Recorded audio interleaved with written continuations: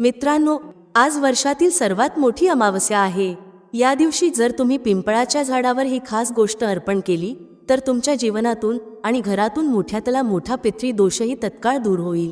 पहा, हा महिना विशेषतः आपल्या पितरांना, माता लक्ष्मीला, श्री हरी विष्णूंना आणि भगवान कृष्णांना समर्पित आहे। या महिन्यात पितरांना प्रसन्न करण्यासाठी आणि त्यांचे आशीर्वाद प्राप्त करण्यासाठी अनेक उपाय केले जातात। खूप वेळा असे होते की घरात थोड्याफार पितृदोषामुळे अनेक समस्या निर्माण होतात।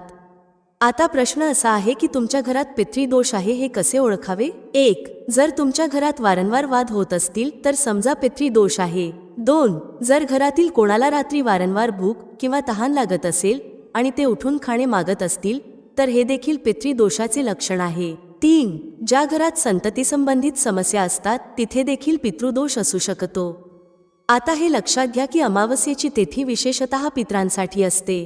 पितरांना प्रसन्न ठेवल्याने घरात आनंद, संपत्ती, सुख समृद्धी येते आणि दुःखांचा नाश होतो। पिंपळाचे झाड सर्वात पूजनीय मानले जाते। यात त्रिदेव ब्रह्मा, विष्णू आणि महेश यांचे वास असतो। हे झाड शनिदेवांना अतिशय प्रिय आहे। तसेच माता लक्ष्मी आणि श्री हरी विष्णू यांचाही वास या झाडात असतो। जे लोक पितृदोषामुळे त्रस्त आहेत त्यांनी विशेषतः अमावस्येच्या दिवशी पिंपळाच्या झाडावर ही गोष्ट अर्पण करावी। हा छोटासा उपाय मोठ्यातला मोठा पितृदोषही दूर करू शकतो। अनेक लोकांना हे समजतच नाही की त्यांच्या घरात पितृदोष आहे। हे ओळखणे सोपे आहे। जर घरात कोणाला वारंवार भूक लागत असेल किंवा कोणत्याही लहान मुलाला किंवा मोठ्या व्यक्तीला वारंवार अपघात होत असतील, ज्या घरात वारंवार मोठे अपघात होतात तिथे देखील पितृदोष असतो। म्हणूनच पितरांना नेहमी प्रसन्न ठेवण्याचा प्रयत्न करा। पूजा अर्चा आणि उपाय करण्यासोबतच पितरांना प्रसन्न करण्यासाठी पावले उचलली पाहिजेत। आता जाणून घेऊया की अमावस्येच्या दिवशी पिंपळाच्या झाडावर काय अर्पण करायचे आहे। मित्रांनो, अमावस्येच्या दिवशी तुम्ही पिंपळाच्या झाडावर काळे तीळ अर्पण केले पाहिजेत। पितरांना काळे तीळ अत्यंत प्रिय असतात आणि त्यांचा उपयोग त्यांना प्रसन्न करण्यासाठी केला जातो। या छोट्या उपायाने तुम्ही तुमच्या जीवनातून आणि घरातून पितृदोष दूर करू शकता। तुम्हाला काय करायचं आहे? कच्चं दूध घ्यायचं आहे। दूध कच्चंच घ्यायचं आहे, उकळून अजिबात घेऊ नका। कच्चं दूध घ्या, त्यात थोडंसं काळं तीळ टाका। नंतर थोडंसं गूळ घ्या आणि तोही त्या दुधात टाका। आता हे गोड दूध तयार करून पिंपळाच्या झाडाजवळ घ्या।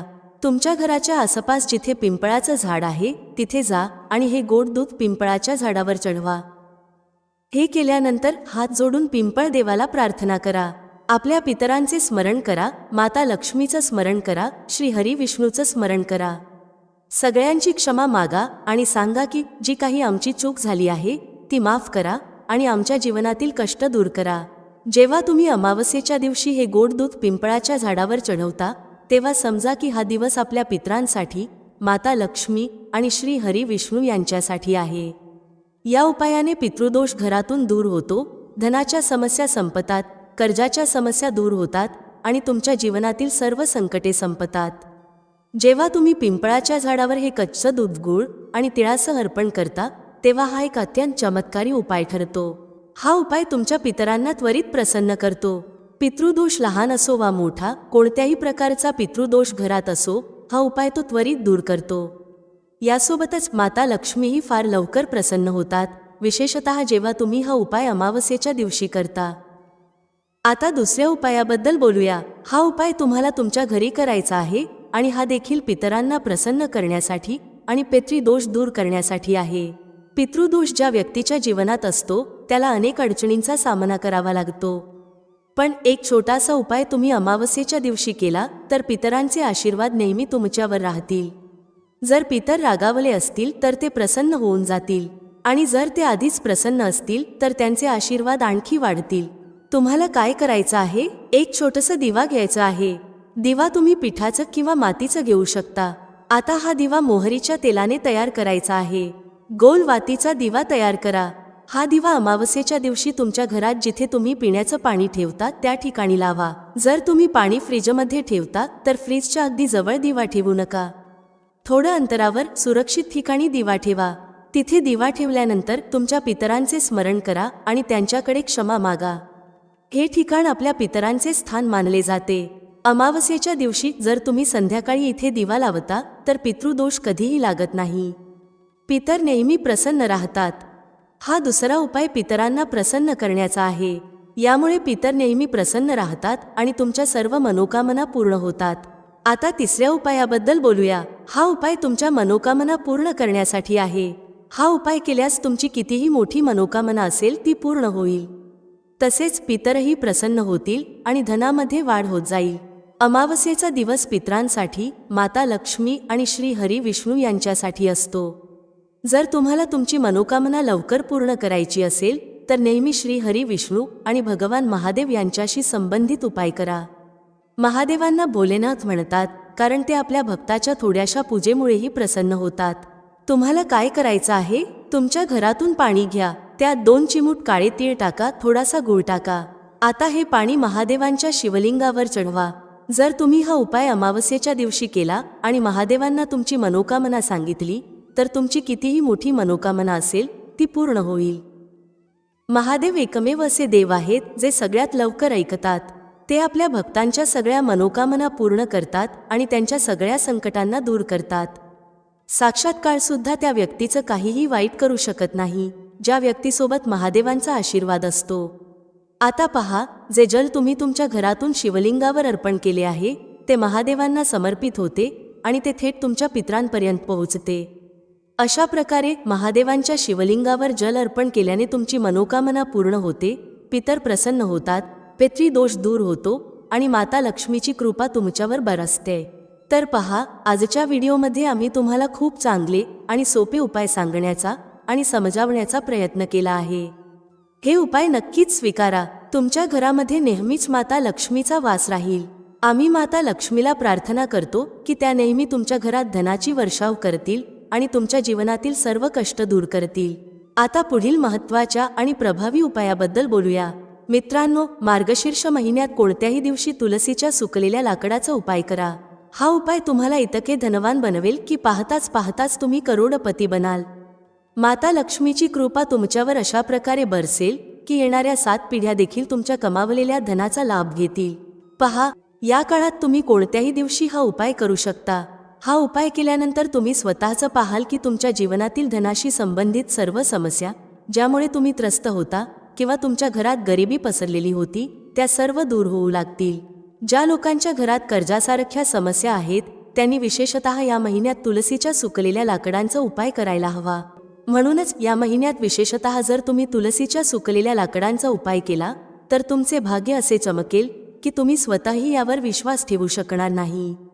तुलसीच्या सुकलेल्या लाकडांचा उपाय तुमच्या जीवनातून गरिबीला कायमची दूर करतो. पहा, श्री हरी विष्णूंना तुलसी माता अतिशय प्रिय आहेत. ज्या प्रकारे तुलसीचा हिरवागार वृक्ष आपल्याला धन, धान्य आणि सुख समृद्धी प्रदान करतो, त्याच प्रकारे तुलसीच्या सुकलेल्या लाकडाचेही खूप महत्त्व आहे. तुलसीच्या सुकलेल्या लाकडांचा उपाय विशेषतः धनाशी संबंधित समस्या दूर करतो. माता लक्ष्मी तुमच्या घरात अशा प्रकारे वास करतील की पुन्हा कधीही तुमच्या घराला सोडून जाणार नाहीत. म्हणजे काय? अष्टलक्ष्मीचा तुमच्या घरात वास होईल. जर तुम्ही धनाबाबत त्रस्त असाल, प्रत्येक ठिकाणी दुःख येत असेल, धनाशी संबंधित समस्या वाढत असतील आणि पैशाची वाढ होत नसेल तर हा उपाय तुमच्या धनामध्ये लवकर वाढ करेल. श्री हरी विष्णूंची पूजा ही तुलसीशिवाय अपूर्ण आहे आणि त्यांचा भोगही. जे लोक अधिकाधिक धनवान बनू इच्छितात त्यांनी तुलसीच्या सुकलेल्या लाकडांचा उपाय नक्की करावा. धन देण्याचे कार्य धनाच्या देवी माता लक्ष्मी करतात. जर कोणाला अधिक धन पाहिजे असेल तर हे लक्षात ठेवा की श्री हरी विष्णूंना प्रसन्न करणे खूप महत्त्वाचे आहे. तेच हे ठरवतात की कोणाला किती धन द्यायचे आहे. जेव्हा श्री हरी विष्णू प्रसन्न होतात तेव्हा व्यक्तीच्या पिढ्यानपिढ्या धनात वाढ होते. तुम्ही समाजामध्ये असे बरेच लोक पाहिले असतील ज्यांच्याकडे इतके अधिक धन आहे की त्यांना स्वतःलाही माहिती नसते की त्यांच्याकडे किती धन आहे. असे लोक पिढ्यानपिढ्या धनवान होत जातात. जर तुम्हालाही हवे असेल की तुमच्या पिढ्यानपिढ्या धनात वाढ व्हावी, तुलसी माता आशीर्वाद देतील आणि तुम्हीही महाधनी व्हाल, तर श्री हरी विष्णूंची कृपा प्राप्त करा. यामुळे तुमच्या घरात सुख आणि सौभाग्य वाढतच जाईल. तर तुम्हाला तुलसीच्या सुकलेल्या लाकडांचा हा छोटासा उपाय करायचा आहे. आता पाहूया की हा उपाय काय आहे आणि तो कसा करायचा आहे. पहिले, तुलसीच्या झाडाची सुकलेली लाकडे घ्या. तुलसीच्या झाडातून एक छोटी लाकडाची काडी घ्या. जर लाकूड लांब असेल तर त्याचे 7 छोटे तुकडे करा. जर लाकूड आधीपासूनच छोटे असेल तर झाडातून 7 तुकडे काढा. आता या 7 लाकडांना कोणत्याही धाग्याने बांधा. तुम्ही मौली धाग्याचा, जो लाल किंवा पिवळ्या रंगाचा असतो, त्याचा उपयोग करू शकता. बांधल्यानंतर देशी तुपाचा दिवा तयार करा. यासाठी गोल वातीचा दिवा घ्या. आता तुमच्या घराच्या मंदिरात बसा. तुलसीच्या सुकलेल्या लाकडांना श्री हरी विष्णूंच्या समोर ठेवा. तुम्ही त्यांना कृष्ण भगवान यांच्या जवळही ठेवू शकता, जर तुमच्या घरी त्यांची मूर्ती किंवा प्रतिमा असेल. सर्वप्रथम देशी तुपाचा दिवा लावा आणि श्री हरी विष्णूंच्या समोर हात जोडून प्रार्थना करा. त्यांना प्रार्थना करा की तुमचे धन वाढावे, त्यात वृद्धी व्हावी आणि धनाशी संबंधित सर्व समस्या तुमच्या जीवनातून दूर व्हाव्यात. त्यानंतर तुम्हाला एका मंत्राचा जप करायचा आहे. हा मंत्र आहे ओम नमो भगवते वासुदेवाय नमः. या मंत्राचा 11 वेळा जप करा. ज्या दिवशी तुम्ही हा उपाय केला आहे, जसे गुरुवार किंवा शुक्रवार, त्या दिवशी तुलसीची लाकडे संपूर्ण रात्र श्री हरी विष्णूंच्या समोर ठेवा. दुसऱ्या दिवशी ही लाकडे उचला आणि लाल किंवा पिवळ्या रंगाच्या कपड्यात बांधून एक छोटीशी पोटली तयार करा. ही पोटली तुमच्या धन ठेवायच्या ठिकाणी, जसे की तिजोरी, बक्सा किंवा जिथे तुम्ही पैसे ठेवता तिथे ठेवा. जर तुम्ही दुकानदार असाल तर ती गल्ल्यातही ठेवू शकता. जसेच तुम्ही तुलसीच्या सुकलेल्या लाकडांना तुमच्या धनाच्या ठिकाणी ठेवता, तुमच्या घरात प्रत्येक दिशेने पैसा येण्यास सुरुवात होते. हा उपाय इतका चमत्कारी आहे की गरिबी कधीही परत येत नाही. जिथे माता लक्ष्मी आणि तुलसीचा वास असतो, तिथे श्री हरी विष्णूही निवास करतात. आता दुसऱ्या उपायाबद्दल बोलूया. हा उपायही तुलसीच्या सुकलेल्या लाकडांशी संबंधित आहे आणि यामुळे माता लक्ष्मी तुमच्या घरात कायमस्वरूपी निवास करतात. यासाठी तुलसीच्या झाडाच्या 5 सुकलेल्या काड्या घ्या. लक्षात ठेवा की हिरव्या तुलसीच्या काड्या घेऊ नका. सुकलेल्या झाडातूनच लाकूड घ्या. या लाकडांना पिवळ्या रंगाच्या कपड्यात बांधून एक पोटली तयार करा. आता या पोटलीवर थोडंसं गंगाजल शिंपडा. गंगाजल शिंपडल्यानंतर ती पोटली हातात घ्या आणि माता लक्ष्मी, श्री हरी विष्णू आणि माता तुलसी यांना प्रार्थना करा. त्यांना प्रार्थना करा की त्यांनी तुमच्या जीवनातील दुःख, कष्ट आणि क्लेश दूर करावेत आणि सुख समृद्धी कायम ठेवावी. यानंतर ही पोटली तुमच्या घराच्या मुख्य दरवाजावर, लाकडाच्या दाराच्या आतल्या बाजूस उजव्या हाताच्या दिशेने टांगा. जेव्हा तुम्ही बाहेरून घरात प्रवेश करता तेव्हा ही पोटली उजव्या बाजूला असावी. ज्या लोकांनी हा उपाय केला आहे त्यांच्या घरात माता लक्ष्मी, श्री हरी विष्णू आणि माता तुलसी यांचा वास होतो. माता लक्ष्मी ज्या स्वभावाने चंचल असतात, त्या अशा घरात स्थायी स्वरूपात राहतात आणि कधीही सोडून जात नाहीत. अशा घरांच्या पिढ्या धनवान होतात. आता तिसऱ्या उपायाबद्दल बोलूया, जो तुलसीच्या सुकलेल्या लाकडांशी संबंधित आहे. हा उपाय विशेषतः अशा घरांसाठी आहे जिथे नकारात्मक ऊर्जा, वाईट शक्ती किंवा कोणाची वाईट नजर असते. अशा घरांमध्ये पैसा टिकत नाही, कर्जाच्या समस्या वाढतात, व्यापार बिघडतो, नोकरी मिळत नाही आणि यश हातातून निसटते. अशा घरातील मुलं आणि कुटुंबातील सदस्य सतत वादांमध्ये अडकलेले असतात. या परिस्थितीत तुलसीच्या सुकलेल्या लाकडांचा हा उपाय करा आणि तुमच्या घराला या सर्व समस्या आणि त्रासांपासून मुक्त करा. तर पहा, तुम्हाला काय करायचं आहे. तुम्हाला येथे तुलसीचे काही सुकलेले लाकूड घ्यायचे आहेत. 5 किंवा 7 तुलसीचे सुकलेली लाकूड घ्या. त्यांना धाग्याने बांधा आणि थोडंसं गंगाजल घ्या. आता या गंगाजलामध्ये तुलसीच्या सुकलेल्या लाकडांना टाका. त्यानंतर या गंगाजलाने तुमच्या घरात शिंपडणी करायची आहे. तुम्हाला ही शिंपडणी किती वेळा करायची आहे? पहा, आठवड्यातील एक दिवस निवडा, जसे सोमवार, मंगळवार किंवा शुक्रवार. त्या दिवशी नियमितपणे शिंपडणी करा. जर तुम्ही रोजच हा उपाय केला तर ते आणखीनच चांगलं आहे. हा छोटासा उपाय आहे, पण तुमच्या घरातील मोठ्या मोठ्या समस्या रातोरात दूर करेल आणि तुमच्या सौभाग्यातही वाढ करेल. अशा घरामध्ये नेहमीच धनाची वर्षा होत राहते. मित्रांनो, रविवार अमावस्येच्या दिवशी तुम्हाला 1 रुपयाचा नाणं घेऊन हा उपाय करायचा आहे. या उपायामुळे भगवान शनिदेवांच्या आशीर्वादाने तुमच्या जीवनात धनाची वर्षा होईल. तुम्ही करोडपती बनाल आणि तुमचं घर आनंदाने भरून जाईल. तुमच्या सर्व मनोकामना पूर्ण होतील. अचानकच तुमचं बँक बॅलन्स वाढू लागेल. करिअर आणि व्यवसायामध्ये इतकी प्रगती होईल की पैसा सावरणं कठीण होईल. यावेळी अमावस्येला खूप साऱ्या शुभ योगांचा निर्माण होत आहे, जो अनेक वर्षांनंतर आला आहे. म्हणूनच या दिवसाला खूप मोठं महत्त्व आहे. तुम्हा सगळ्यांनी हा 1 रुपयाच्या नाण्याचा उपाय नक्कीच करावा. आता प्रश्न असा आहे की हा उपाय कसा करायचा, कधी करायचा आणि कुठे करायचा. यासोबतच उपाय करताना कोणत्या गोष्टींचं लक्ष ठेवायचं आहे हेही समजून घेऊया. हा दिवस इतका खास आणि महत्त्वाचा असतो की कधी कधी मोठमोठ्या पूजापाठ आणि अनुष्ठानांमुळेही ज्या मनोकामना पूर्ण होत नाहीत त्याही अमावस्येच्या दिवशी या छोट्याशा उपायाने पूर्ण होतात। अनेक लोकांनी हा उपाय करून त्याचा परिणाम पाहिला आहे। जर तुम्हालाही हा उपाय करायचा असेल तर आधी तो चांगल्या प्रकारे समजून घ्या। जेव्हा तुम्ही तो कराल तेव्हा त्याचा परिणाम नक्कीच दिसेल। या उपायाने तुमच्या घरामध्ये कोणत्याही प्रकारचं दुःख आणि समस्या का असेना ती दूर होईल। जर तुम्हाला हेही कळत नसेल की समस्येचं कारण काय आहे तरीही या उपायाचा फायदा होईल। ही समस्या पितृदोष, शनी दोष, मंगळ दोष किंवा इतर कोणत्याही दोषामुळे होऊ शकते। पण हा उपाय करण्यासाठी तुम्हाला दोषाचं कारण जाणून घेण्याची गरज नाही। मित्रांनो, रविवार अमावस्येच्या दिवशी हा 1 रुपयाच्या नाण्याचा उपाय करा। आता समजून घेऊया की हा उपाय कोणत्या वेळी करायचा आहे आणि कोणी करायचा आहे। हा उपाय मनोकामना पूर्ण करण्यासाठी आणि जीवनातील समस्या दूर करण्यासाठी केला जातो आहे। जर एखादं मोठं काम आहे जे पूर्ण होत नाही तर हा उपाय करा। हा उपाय तो व्यक्ती करू शकतो ज्याला आपली कोणतीही मनोकामना भगवान शिवांकडून पूर्ण करून घ्यायची आहे।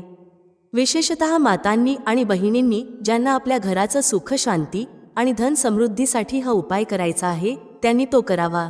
घरातील मोठ्या माता आणि बहिणी जेव्हा हा 1 रुपयाच्या नाण्याचा उपाय करतात तेव्हा त्याचा परिणाम लवकर आणि मोठा होतो। तथापि हा उपाय कोणताही व्यक्ती करू शकतो, मोठा असो, लहान असो किंवा मुलं असोत। ज्याला हा उपाय समजला आहे त्याने तो अमावस्येच्या दिवशी नक्कीच करावा, कारण या उपायाचा परिणाम फारच लवकर मिळतो। आता समजून घेऊया की हा 1 रुपयाच्या नाण्याचा उपाय कसा करायचा आहे आणि तो करण्याची योग्य वेळ कोणता आहे। मित्रांनो, रविवार अमावस्येच्या दिवशी करण्यात येणारा हा 1 रुपयाचा नाण्याचा उपाय मुख्यतः सकाळच्या वेळी प्रातःकाळासाठी निश्चित आहे। तुम्ही प्रयत्न करावा की हा उपाय सकाळच्या वेळी करा। पण जर काही कारणामुळे तुम्ही सकाळी हा उपाय करू शकला नाहीत, जसे की कामावर जाणे किंवा इतर कोणत्याही कारणामुळे हा उपाय राहिला, तर तुमच्याकडे संध्याकाळचा वेळसुद्धा आहे, ज्याला प्रदोष काल म्हणतात। आता प्रश्न पडतो की प्रदोष कालाचा वेळ काय असतो? प्रदोष कालाचा वेळ संध्याकाळी 6 वाजेपासून रात्री 8 वाजेपर्यंत असतो।